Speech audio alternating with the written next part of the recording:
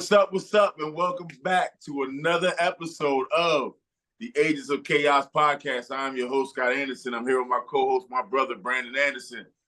My dude. We just gonna get right. Ain't even really like a whole lot. Real quick, I want to give a shout out to Natasha Clark, subscriber. I saw that before we logged into the podcast. Shout out to you for doing that. The Sixers let go of their head coach. Yeah. Let him go. They said, Doc, hey, you're done here. Five asked them out. What do you do if you're a Sixers fan? Let me say this. You brought in Ben Simmons, got rid of him, still didn't win. You brought in Jimmy Butler, got rid of him, still didn't win. You got rid of your old coach. You had your old coach, didn't win. Got rid of him, brought in Doc, didn't win. What's the common denominator in all of this? Huh? What if it's Embiid? What if he's just not the guy? What if he's just not the guy? Common denominator in all of this. And but the common denominator is normally, you know what I'm saying? So what if it's just time for him to be done in Philly? No, sir. Absolutely not. There's no way I'm agreeing with that at all. I'm gonna tell you what the common denominator is in all those things that you just mentioned. The front office. That is the common denominator. Okay. Here's the thing. I like Doc Rivers. He's a good guy. But Doc hasn't, first of all, Doc hasn't won since he left Boston. Point number one. Point number two, he's never won a Game 7 in any playoff series. It's point number two. So point number three, and I get it, people will make this point that he always has players that are hurt, throughout the season or whatever the case, even when it comes to the playoffs. When he had those great Clippers teams, Chris Paul was hurt, Blake Griffin was hurt, whatever, I get it. Bad luck, that's fine. Clippers, then they had, was he there when Kawhi was there? I don't know if he was there when Kawhi was there 1 year or not. I don't know. But everywhere Doc goes, he has not won since he's been with Boston. So I'm not gonna put all of the blame on Doc. But at some point, when you keep going to different franchises and you don't win, there has to be something to be said about you as a coach. As a coach, I'm sorry. You haven't won. You haven't even been back to the Eastern or Western Conference Finals since you've been coaching. So there's something to be said about that. I don't think Mike Budenholzer should have got fired. I don't think Nick Nurse should have got fired. I don't think Monty Williams should have got fired. And guess what? I don't think Frank Vogel should have got fired. But that's fine. He was the scapegoat. But here's the difference with all of those guys in the past 5 or 6 seasons. Budenholzer, champion. Nick Nurse, champion. Frank Vogel, champion. Monty Williams, NBA Finals, NBA Western Conference Finals, semifinals. He's at least got his team there. What has Doc done since he's left Boston? Zero. So I'm not gonna put the onus on Doc, but I will say this: when the Sixers lost Game 6, I knew it was a wrap. We were talking on the podcast when Game 6 happened. I'm gonna point out one thing that happened in that game. Doc had 5 possessions where they didn't score, and they was up by 2 points against Boston. And Jason Tatum had 1 basket.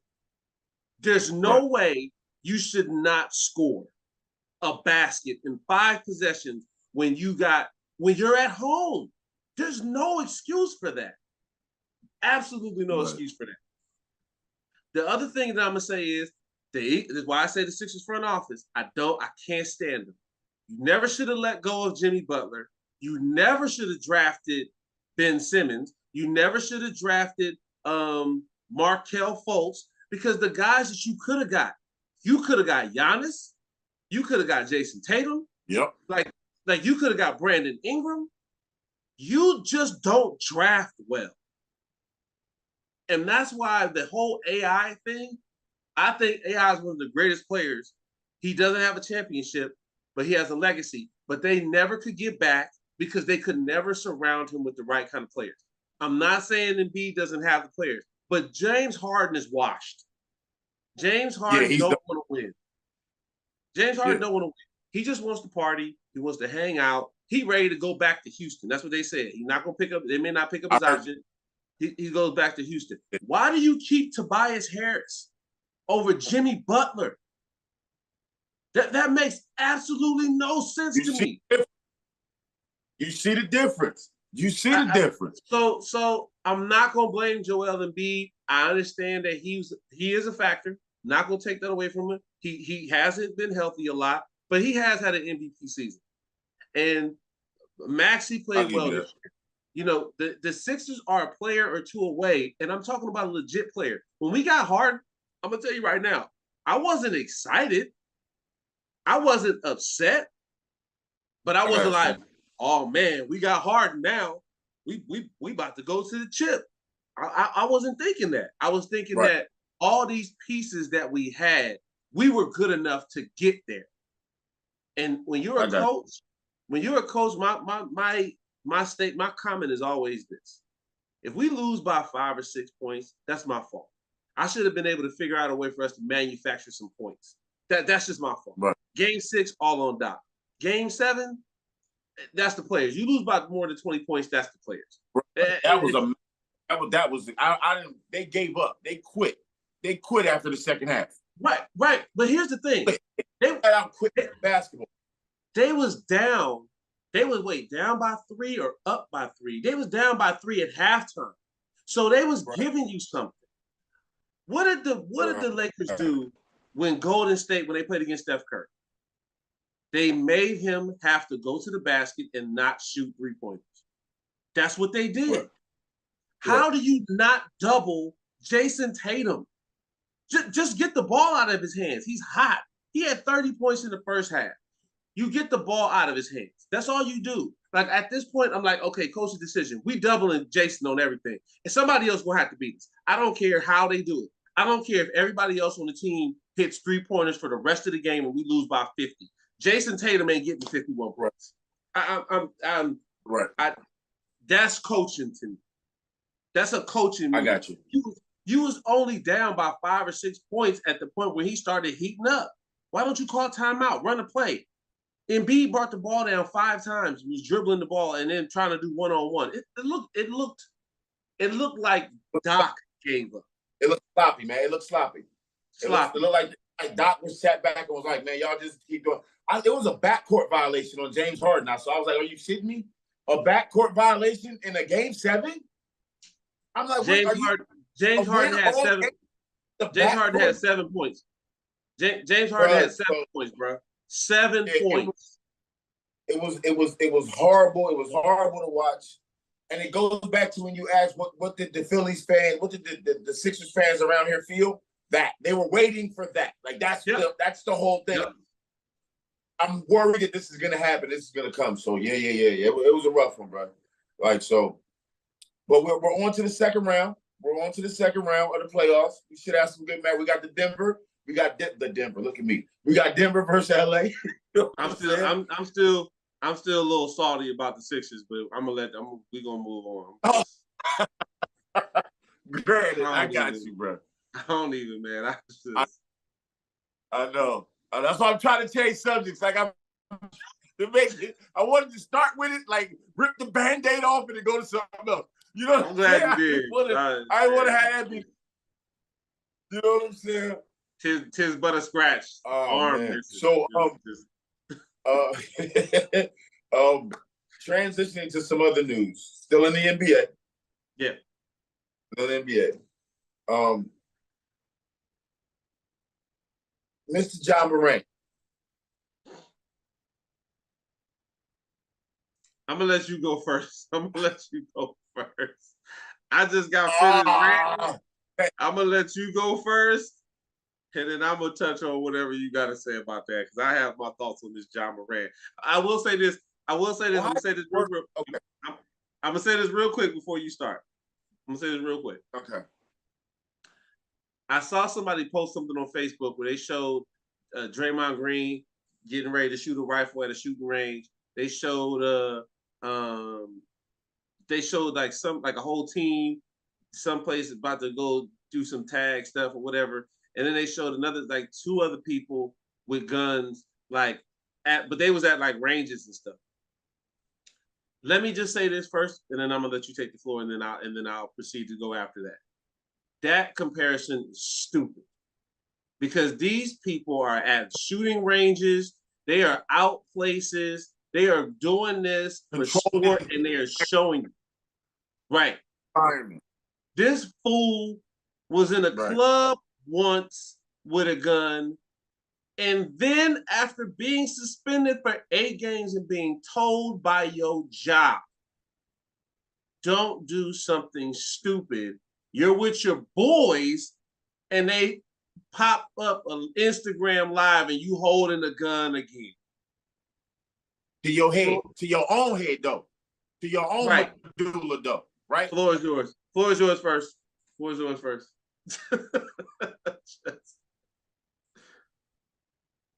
Why would someone work this hard to make it to the NBA to become a thug? Like, who does that?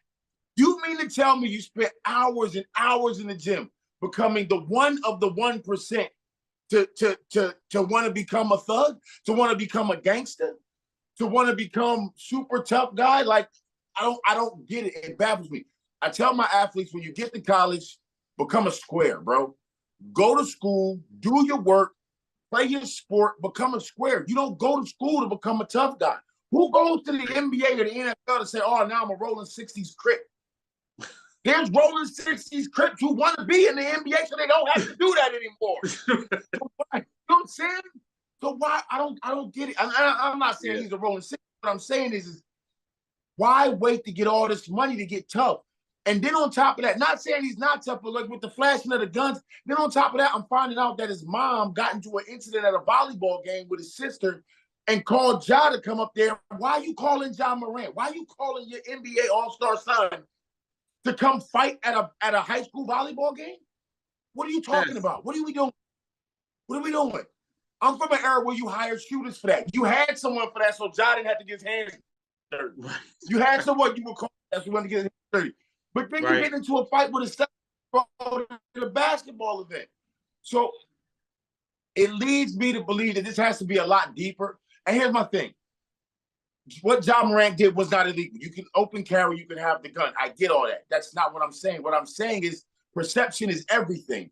And you already have apologized for the first one. So why do something again that can be so stupid?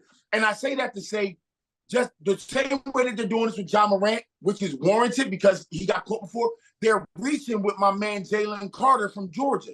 Just because he was in a red car with red interior don't mean he's affiliated with the Bloods. Like I told my man, so if he had white interiors, he now a Klan member? What are we doing? Like, we gotta stop doing goofy shit.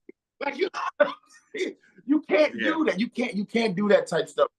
I mean, but again, like for Ja's situation, it's like, what kind of trouble are you in? Any serious trouble? Is there really something going on deeper than just the game, the sport itself?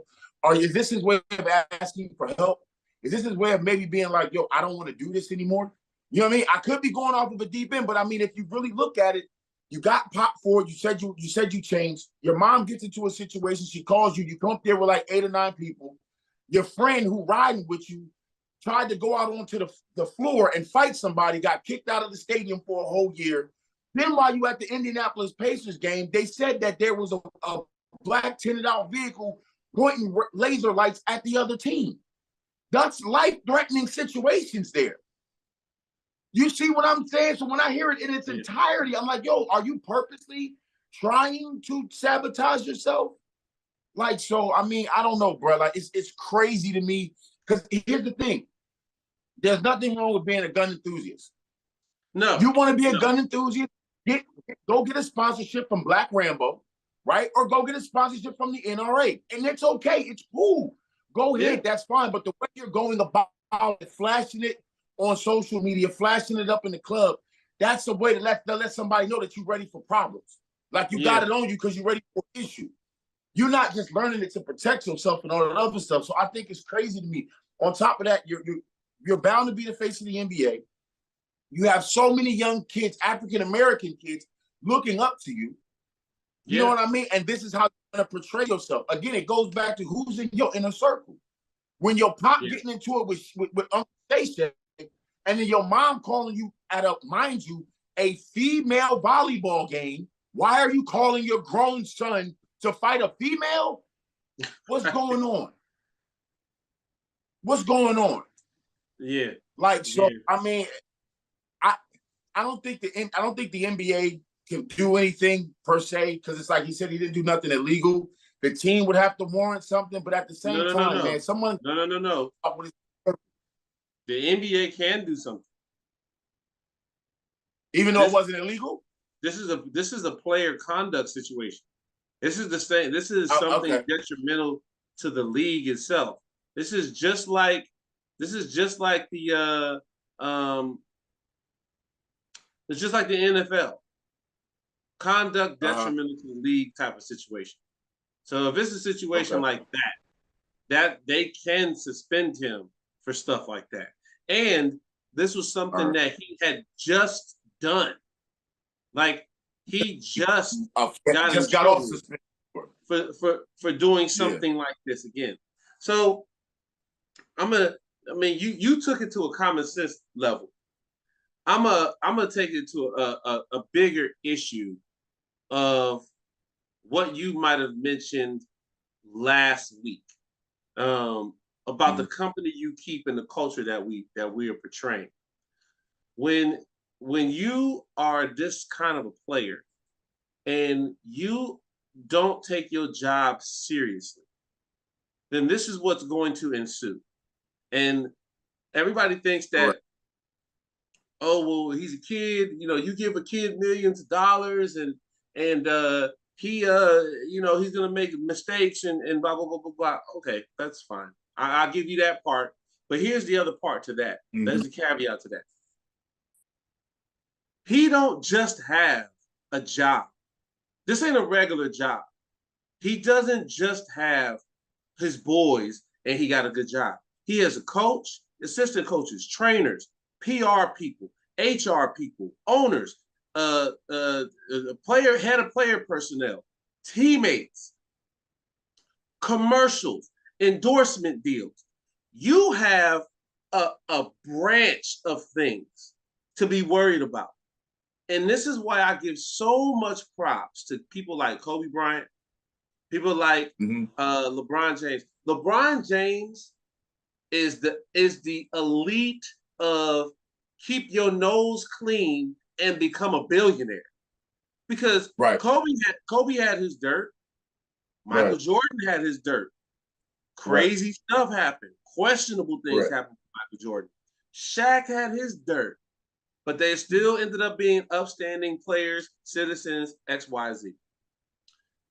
But when you look at all those different things, and if you look at what LeBron has done, minimized allegations for anything, brought his boys up instead of going down to where they are. That just goes to show you the mentality he has, but also the mentality that he grew up with the people he was around. They weren't trying to bring him back to the hood. Right. They was like, get out of Akron. Right. Get out of Akron. And they went with him to get out of Akron. So, I say all that to say that there's other pieces to this. This is not just Ja Morant's fault. You just said it, talking about his family. It's a deeper issue at this point. What is your father saying to you? Right. What is your parents saying? What is your mother saying to you? What is your siblings or your other family members saying to you? Because you show me those people, then you'll understand why he does what he does. Right. This isn't like, just because you get money doesn't mean you don't just become smart. I said this episodes ago. Just because you got money don't mean everybody want to hear what you got to say. Doesn't mean that everything that you say is right. Doesn't mean that this is your path to wealth and you're wealthy. That's great. Good for you. Hope you're happy. you know? Right. But just like Antonio Brown, everybody makes the argument, and this is my stance, and I'm gonna stick with it. We'll touch on this when we start talking about NFL stuff another day. I don't think there's anything wrong with Antonio Brown.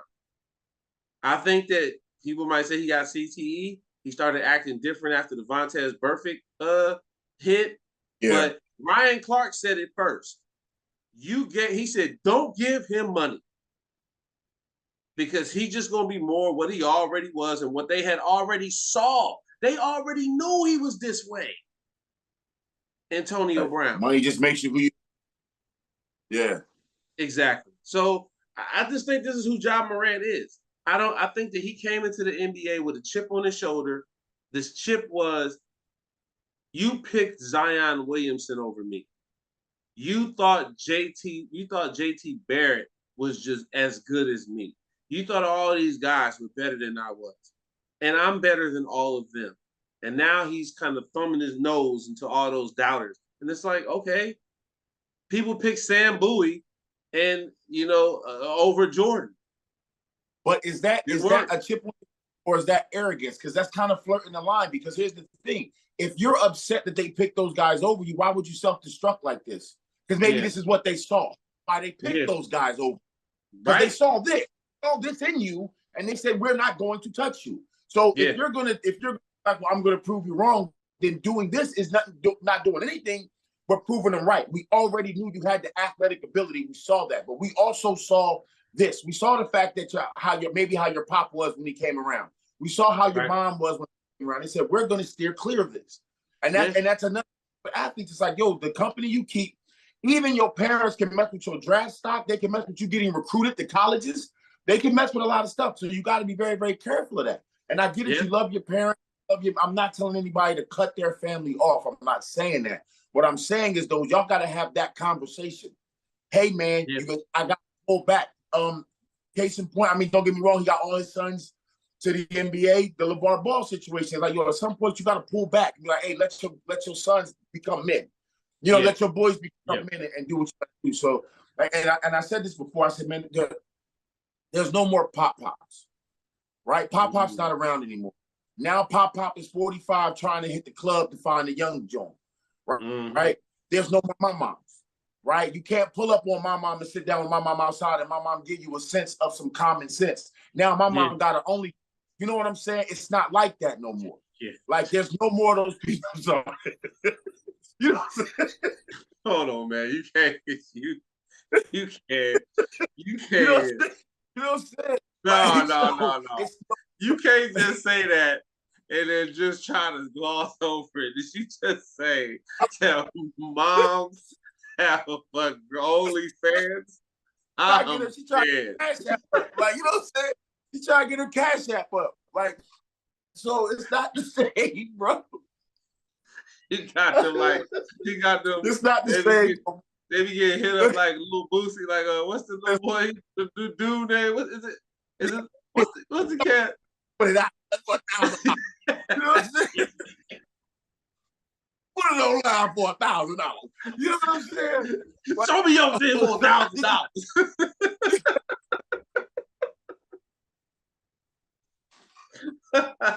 Oh man, hey. I'm sorry. I couldn't let you just gloss over that. No.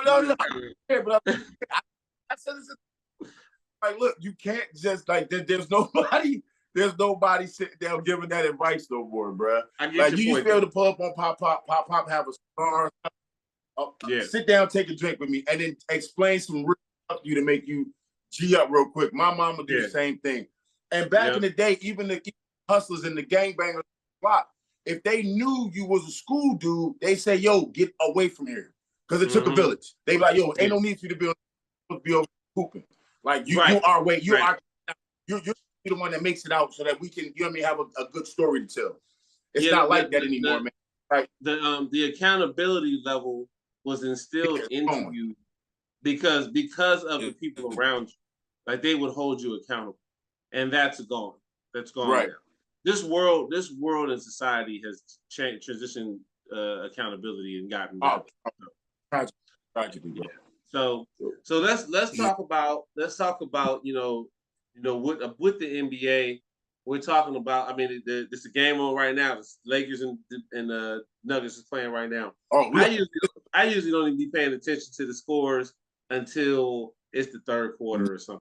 If a team is like within 7 to 5 points, whatever, then I'm at halftime. I'm watching then. But I think let's talk about these matchups. Denver against the Lakers. I want to talk about that one first. I think in the long run, I think that the Lakers are going to be a matchup problem for Denver. I know Jokic is that dude right now, but I think defensively, the Lakers can get after him. They can probably get the ball away from him. Mm-hmm. They're going to play well at home. The Nuggets are probably going to play well the first game, maybe the first two games. The thing is, the Lakers don't have to win any of the first two games. If they do, that's fine. But I wouldn't be surprised if they don't. I think that this is a series that can go 6. I think if the Lakers get a game in Denver, it goes 6. I think if they don't get one in the first two games, I think it goes 7. I think it does go 7. Denver's not a great road team. They got a lot of others that can fade away at times. Jamal Murray's inconsistent. Jokic is going to do his thing. It's always going to be about the others, and the others always play well at home. So I think that they'll play well in the first two games.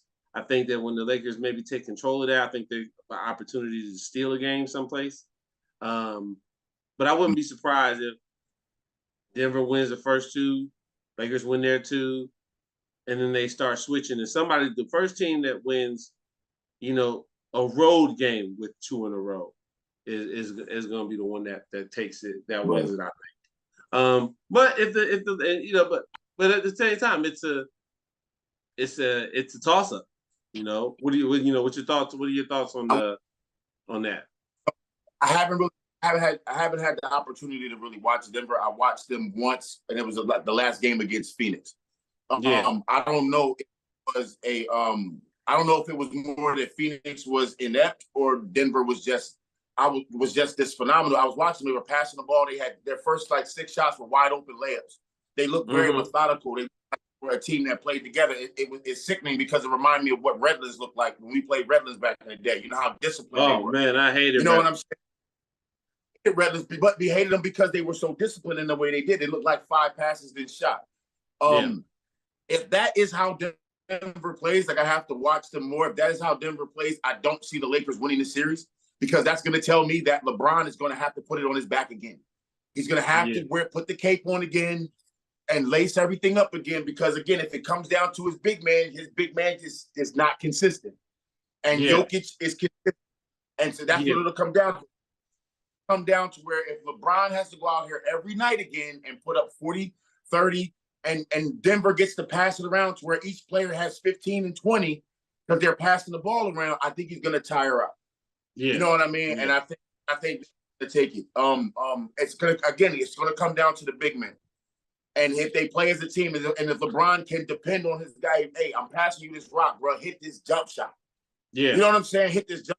If they start missing jump shots, what you're going to see LeBron James do, I don't know if you guys notice it, he kind of puts his head back, and then when he comes back down, he's in a different zone, and all of a sudden he's taking every shot bucket, everything is a layup, everything. He's taking the next 10 to 20 shots. Because at that point, I think in his mind, he's like, yo, I can't trust you guys to make a bucket for him. You know what I mean? And if he has to do that, I'm not saying that they can't win, but if LeBron has to do that, it's going to be a rough win going into the final, going into the next, the next round of the playoffs. I agree with that. I agree with that. I think if LeBron has to carry the load, I don't think it's going to be. I don't think that they win the series.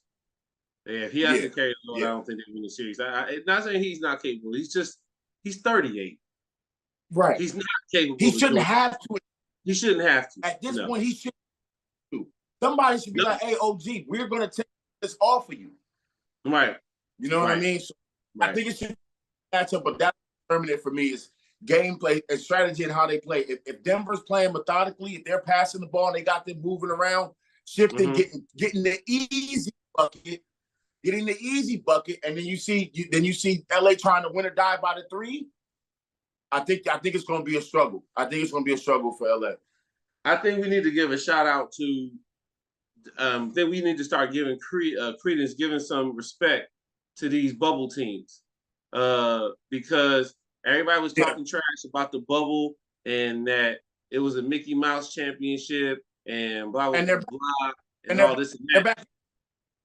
We could look at the two teams that's back in the Western Conference Finals and the Eastern Conference Finals. Yeah, Denver Lakers, and it's the Celtics and the Heat. No. What I'm saying, the two teams that was in the NBA Finals championship in the bubble was the Heat and the Lakers. And who's back in the Western Conference Finals? The Lakers. Who's back in the Eastern Conference Finals? Yeah. The Miami Heat. And if both of them go back to the finals again, I don't want to hear nothing about that championship and the bubble because we 3 years removed from that, and now they're back. And the Heat was an 8 seed. The Lakers was a 7 seed. So you know, Miami, my wild card squad, bro. They're my wild card squad. I just love the way they're playing right now. Jimmy Butler, the way he's pushing and motivating those guys. They're my wild card to make some serious noise. Anybody could win, but I had them over Boston, bro. I got them over Boston. Like, it's just the way that they're playing. It has nothing to do with the ranking. It has nothing to do with the ranking.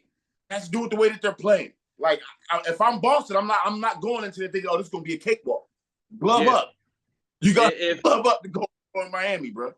If the Miami Heat make it to the finals and the Lakers don't make it to the finals, I'm obviously rooting for the Heat at that point.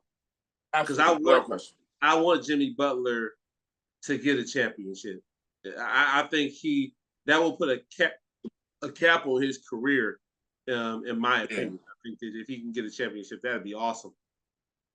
For him, Eric Spoelstra would be the only coach that coached LeBron to ever even get back to the finals and win, if that's the case. And that, I was talking about this the other day, that kind of just goes to show you Pat Riley, man. Pat Riley is a coach. He's like, he's not, I want to say a genius, but I also know, I feel like I'm not giving him enough credit by saying that, because he's doing more than just coaching. Like, he's behind the scenes, and he took a dude that was a video coordinator. You don't have to be in the NBA, be a professional athlete, or even get that far to know how to coach and design games for basketball or football. Like, if you dedicate your time, your energy, you put the work in, and you do all of those things, you can do what these guys are doing. And it's next level to me. It's next level. Video coordinator, and now you 2-time NBA champion, and then you went back to the finals, lost, and now you may go back again. You won series away from being an 8 seed. And they ain't got Tyler Hero. But we love about the NBA. That's what we love about it. Yeah, true. So real quick news. I'm interested to see like how the NBA plays out. Quick news. I want to get your thoughts on this. This affects your division, your Chicago Bears division. Okay. I'm interested to hear your thoughts. Dalvin Cook is going to be released by the Minnesota Vikings.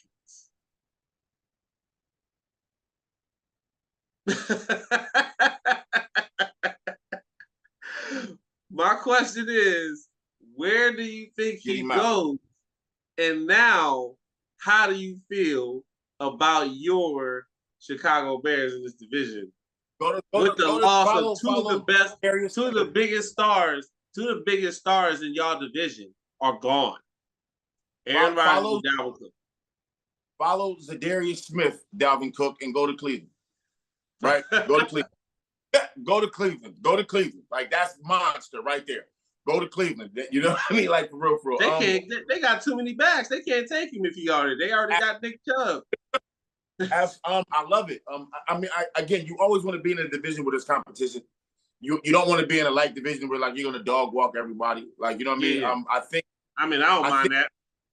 Right. I think this narrows the playing field to where you're going to see potentially 4 African-American quarterbacks in a division fighting for a title. Right? Because I don't think what's his name's going to be there much longer. Jared Goff, because they drafted the Bull Hooker. And then I think Minnesota also got a black quarterback too. I forget who it was, but they drafted a quarterback as well. So I think you're going to see a changing of guards where pretty soon, all right, Kirk Cousins, you're gone. Jared Goff, you're gone, and then it's going to be Jordan. It's going to be Jordan Love, Justin Fields, Hooker, and the quarterback for the Minnesota Vikings. And I think then you're going to see what these young boys can do. All the old blood is out. You know what I'm saying? And it's going to be a lot of new blood in there. I love it. Again, anytime my team makes new trades and new acquisitions that year, I just watch and see what happens. You know what I mean? I want to watch and see what happens. We got the new linebacker. I keep forgetting about my man, Tremaine Edwards. He's going to be great at that position. Wide receiver. We got the tight ends. Now I want to see how these coaches, again, I'm going back to coaching. You saw what Justin Fields could do with his feet. Yes, the boy can throw the ball. Can he work on it? Absolutely. But you got him a 1 receiver. You got him a 2. You got him a slot guy in Mooney. You got yourself your running back. You got your defense set up. You got your corners. You got every position. You got your tackle, right? Yeah. You got your young tackle. Right? You got some other pieces in free agency. Now, how do you scheme to win games? How are you going to coach these guys now to win games? That's what I want to see now. Now I want to see what the coach does. Ryan Poles, I love Ryan Poles. I love the new guy that they got, the new owner, the guy that used to work in the NCAA. They legitimately went out. Ryan Poles went out and got checked off everything on the list. Everything on the list. Word was he was trying to get Robbie Gould back in 2019. Because that was a dumb move when Chicago got rid of him. He was trying to get him back, couldn't get him back. But Ryan Poles checked off the list.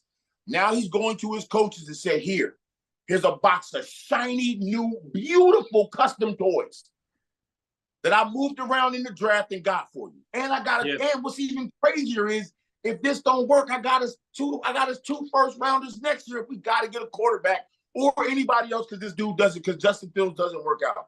He's laid the table out for the coach, for Eberflus, for the defense, for everybody. Now run this team. And he's like, y'all shouldn't have to hear from me unless they call me out for a press conference.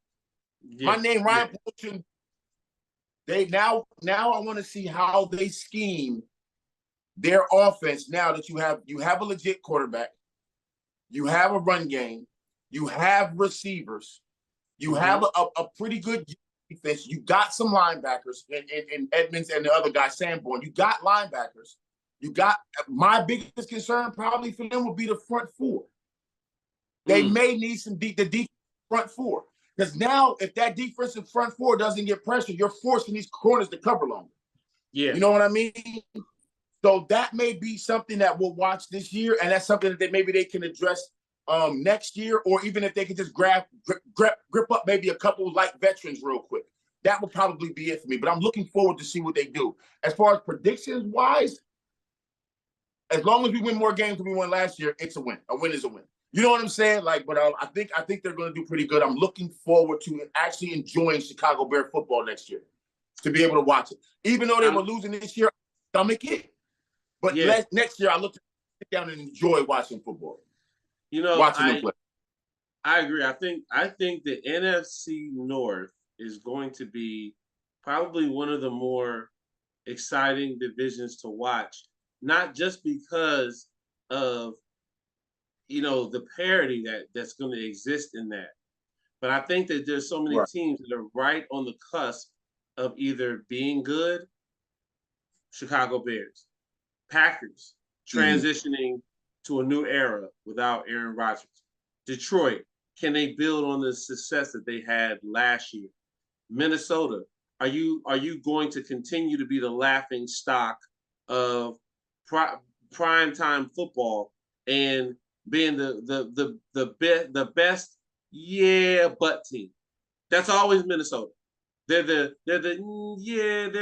12 wins, but yeah, they got Kirk Cousins and he got all these numbers and he looks good, okay on paper, but you can't trust them. You cannot trust Minnesota. You can't trust Minnesota. So I don't honestly. They're one of those teams. How I was thinking about Denver before until obviously Denver made it to the Western Conference Finals. Now we'll see what happens moving forward. But the Minnesota Vikings to me was like that. Like I don't care how many wins Minnesota gets. I don't care what they do to other teams. I don't care if they blow teams out. I will not trust them until they win a playoff game. They got to win the postseason. And it can't be some foolishness like what happened when they played us and we killed them. Like when they played against the Saints and the ball whiffed and they just ran it in for a touchdown. It can't be that. It can't be that. It has to be something legit. Now I'm gonna throw another one at you. Okay. Oh, I was gonna say let me throw this one at you. Sure. They're talking about releasing another player. Tennessee Titans, Malik Willis. Yes. Talking about getting rid of Malik Willis. Yes. I am a little shocked that they're doing that, but I'm gonna touch on that. But real quick, where do you think Dalvin Cook would fit? Give me two teams he would fit right now. Two teams he would fit. You don't have to elaborate, but just two teams he would fit. I think we talked about it before. I think Jax mentioned a good one was Seattle. Seattle will be a team that we mentioned before. I think it was Seattle. Yep.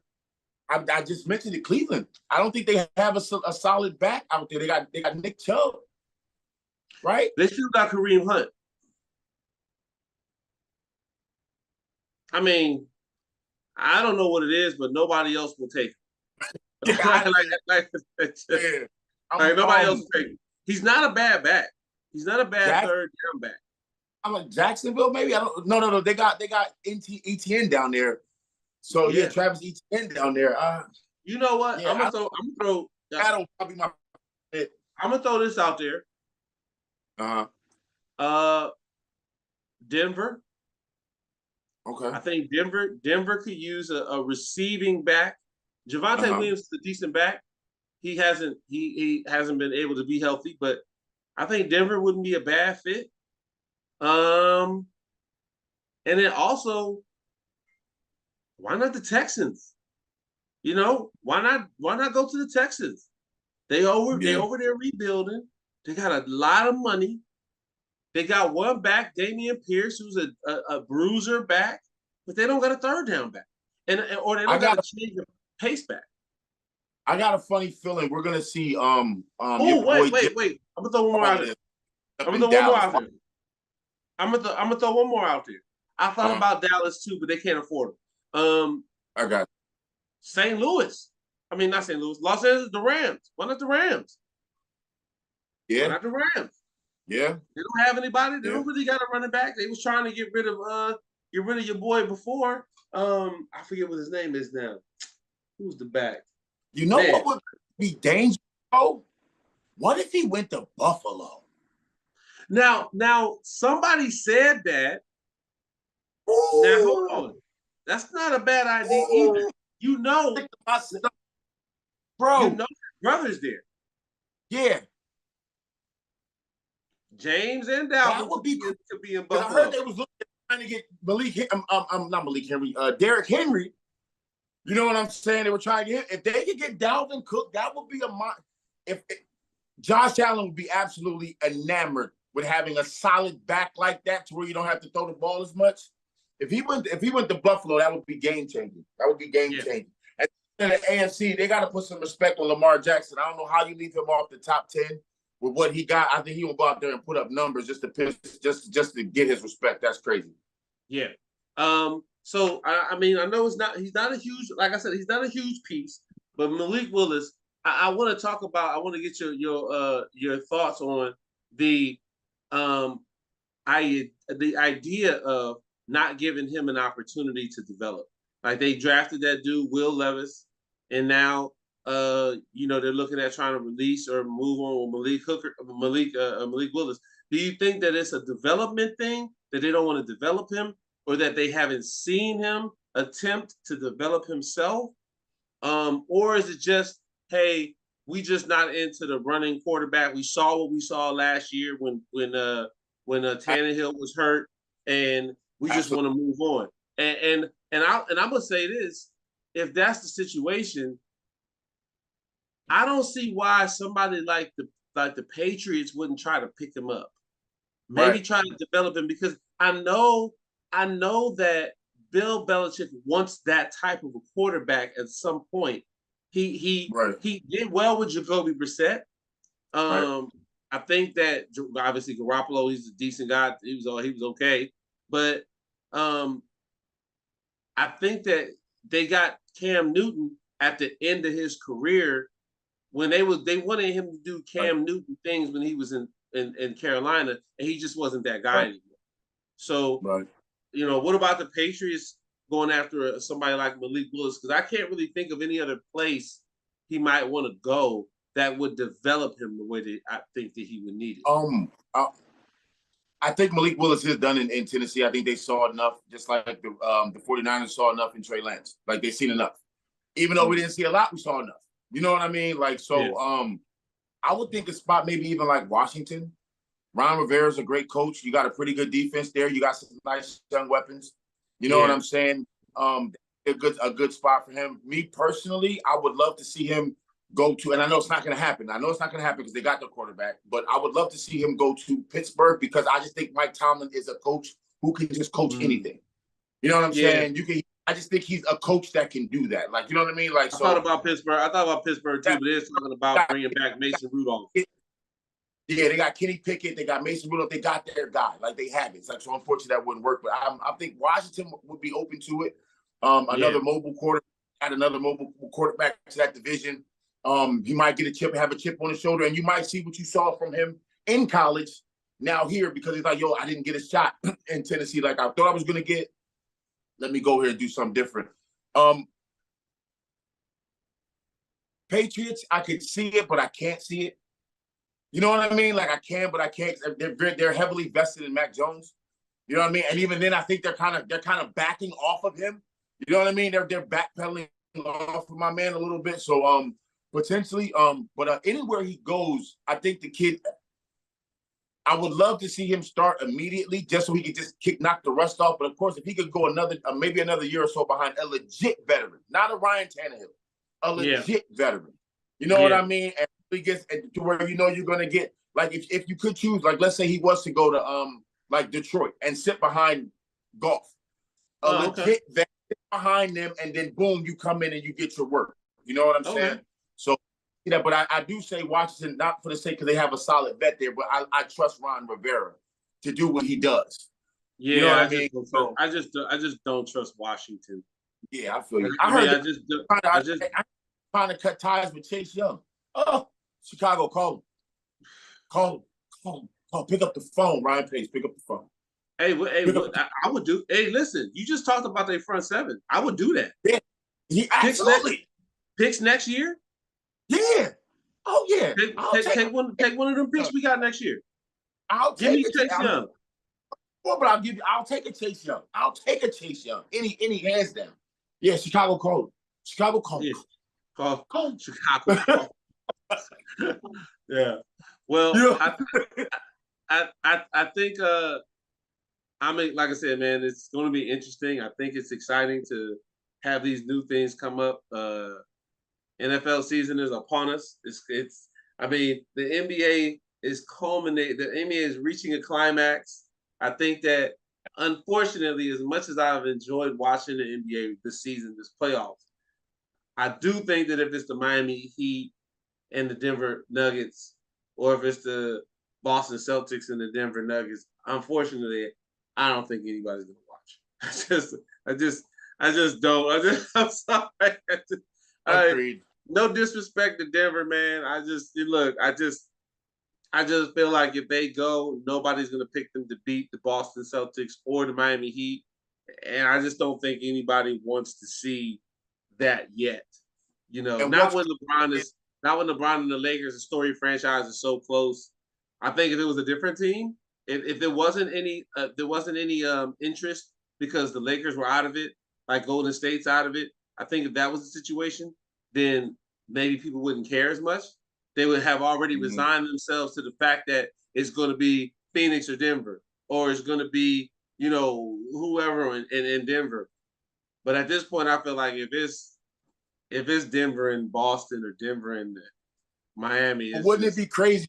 Every year that Joker won the the MVP, it should have been Embiid. It should have been Embiid. All right, well, here you go, Embiid. Get dog walked by Boston, and then Joker goes and wins a championship.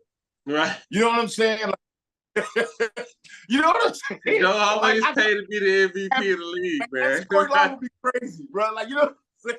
It's like, okay, well, here you go. That's why we didn't even see the last 2 years. Yeah. And then, you know what I'm saying? Joker goes off and wins the chip. So, excited for it, man. I think it'll be something to watch. I think there's going to be a lot of storylines coming out of it. Would I love to see LeBron go back again? Absolutely. It would be great for him. The one thing I'm waiting on that I think is going to cement LeBron's legacy for me personally is to see him strap up either on the same team as his son or on the same court as his son. Right. I think that's going to solidify everything. Speaking of which, his son is already making powerhouse moves inside of college by going to USC, bringing Dennis Rodman's son, and getting another draft to come over there. That should tell you something. Now, do I think they're going to be there for the whole 4? I don't know, but that's going to be crazy coming out of USC. And his NIL deal right now is already at $9 million. Right.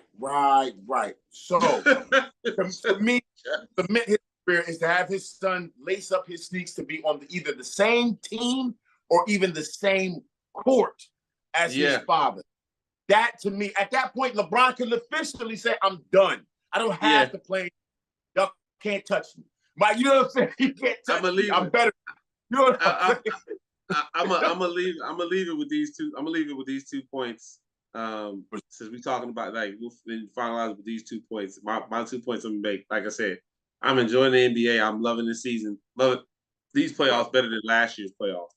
But to see LeBron at age 38 being this effective, for one, is ridiculous.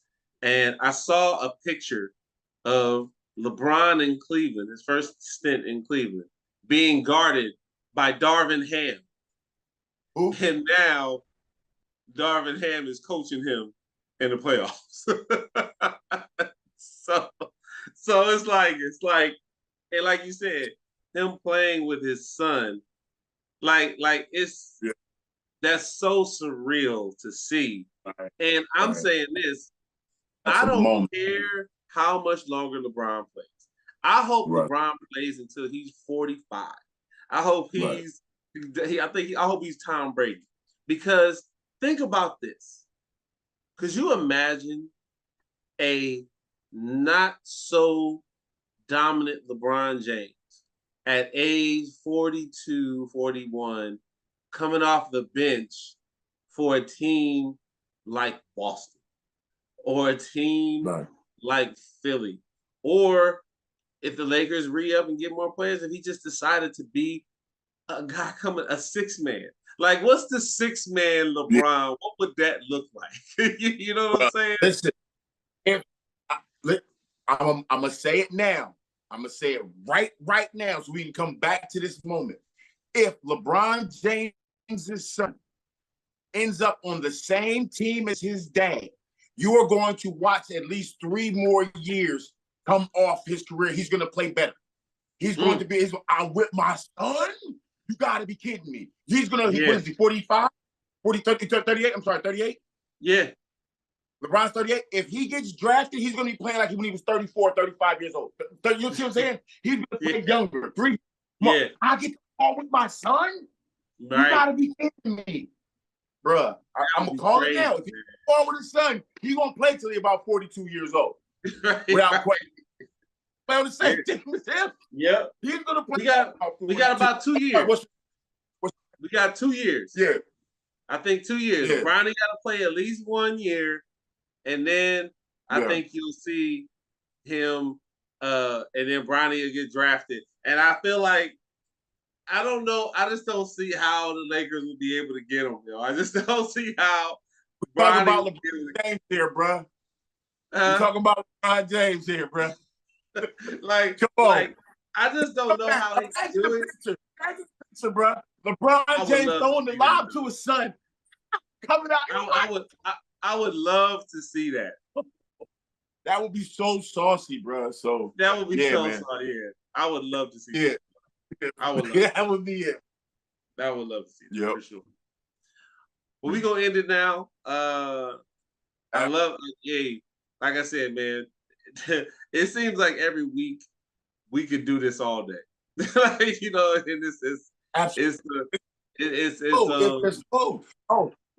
and real quick, I want to give a shout out to the XFL. I want to give a shout out to Bobby Stoops, the winning. The Arlington Renegades won the championship. This is a perfect example of your record doesn't matter. They started off, I think it was like with 2 wins and 4 losses. They ended up coming back, winning their games. I think they had like one of the worst records, but they still made it to the chip. They went up against a 10-1 Defenders team out of DC and gave them boys the from go. So shout out to the Arlington Renegades. Shout out to the coach Bobby Stoops. And that's the definition of not quitting. That's the definition of playing every down, every play, no matter what. Shout out to the Arlington Renegades. Wanted to get that off. Absolutely. Looking forward to the USFL playing right now too.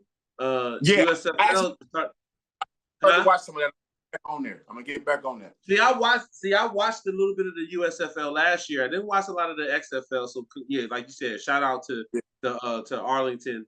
I'm only going to give them a shout out once because you know me, I'm not a Dallas anything or Texas anything fan. I do like the Texans. I'm not going to say that. Let me take it back. I do like the Texans. I don't hate the Mavericks, so I can't say that. But shout out to Cowboys. Shout out to any teams, semi-pro doing that. I don't care. You get a championship running semi-pro. It's man. That's such a cool thing to have and to say that you've done. G League, Arena Football, USFL, I don't care what it is.